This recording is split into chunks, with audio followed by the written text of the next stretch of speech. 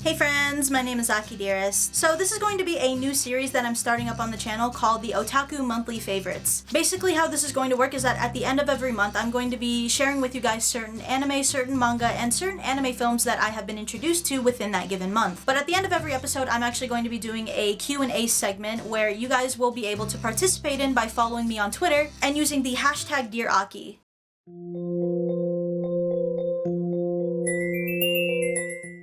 So getting right into it, the first anime that I recommend that I have been introduced to is Boku ga Inai Machi, or as the English version likes to put it as Erased. おはよう藤沼さん。2日経ったよ。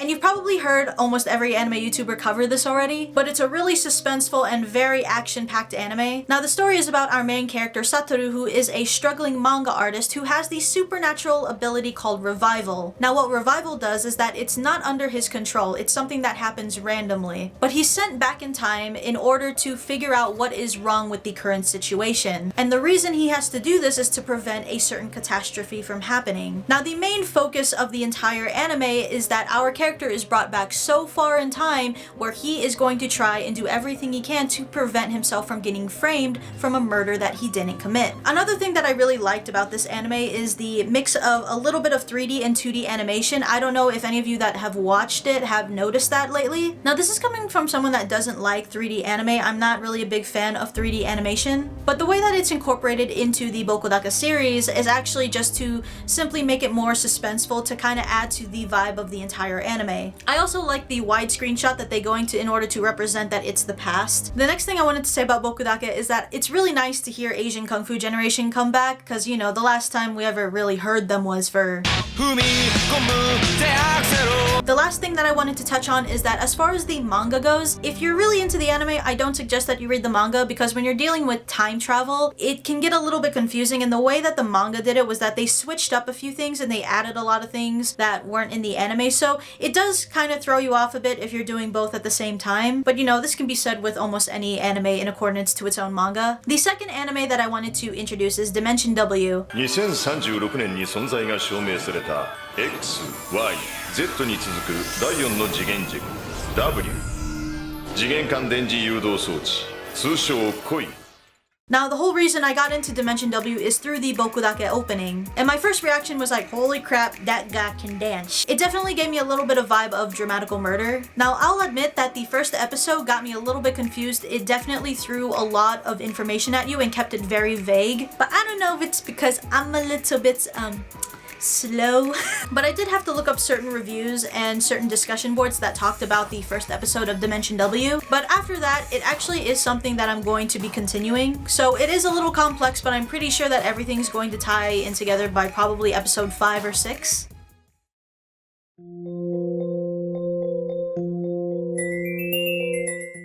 As far as manga goes, I definitely took a very big liking to Ebisu. Now, I kept seeing this picture like everywhere, and I know Ebisu's been around for a little bit now, but I finally got to get around to it, and it only took me like an hour to finish. It's only like 13 chapters, but that was a very crazy manga. The story is the urban legend of a Lolita girl who actually tries to draw in males by asking them if they have a sister or if they need a little sister. Now, no matter what your answer is, she will try and come after you and eventually try and kill you. So the story progresses that our main character tries to break out of this curse. And it is insane. And the plot twists and the artwork is absolutely amazing. I love how fucked up it is. I really like watching and reading fucked up anime.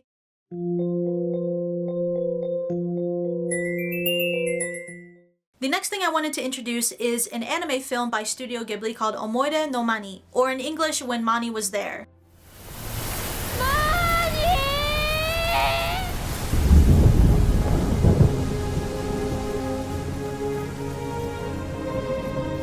Mani, 私を置いて行ってしまった。さあ、私たちも踊りましょう。え？あ、ちょっと踊れない。大丈夫、合わせて。Now, already being made by Studio Ghibli, it's obviously going to have a lot of respect from me. Now, the Studio Ghibli films are very famous for taking really extravagant adventures in order to send out a very simple message about life. And this story tells of an emotionless girl who's very distant from her family. She's very distant from people, and at the same time, she's very self-centered and she's very selfish, but at the same time, she hates herself because of it. Now, eventually, she has to be sent out to live with her aunt and uncle that live in the countryside of Japan in order to kind of ease her asthma. Now, in the countryside, she actually takes an interest to this mansion. She then becomes infatuated with a girl that actually resides within that mansion that is both real and at the same time not real. And that's where the anime movie will progress, and I'm going to guarantee you guys that 2/3 of the movie, there are a lot of big gaps. You're going to be asking a lot of questions of why things are happening the way that they are. Though by the end of the movie, everything will definitely tie in together within like 1 or 2 sentences, and I guarantee by that point, my hands were like over my face like, did that really just happen? This movie definitely depicts the stereotypical relationship that a lot of teenagers have with their parents. So I definitely recommend this movie to you guys.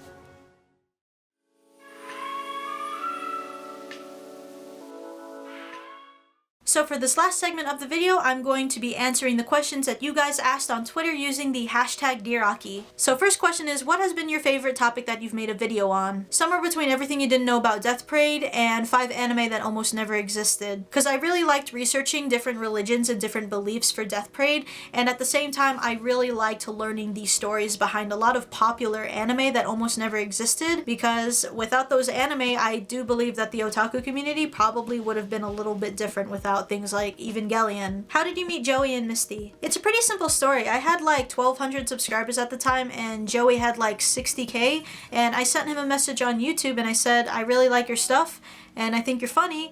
I know I'm a small channel, but if you want to work, just let me know, and would you like to read a doujin? And within hours, he just responded back saying he liked my stuff, and we added each other on Skype, and through there, then he introduced me to Misty Cronexia, and I had the pleasure of being introduced to other YouTubers. So this year, I've actually made a lot of really awesome friends, so you guys can also find them on my Baseon list or on Twitter. I'm still somewhat new to YouTube and whatnot. How did you get into making videos? I actually used to have an old account called Schoolgirl 101.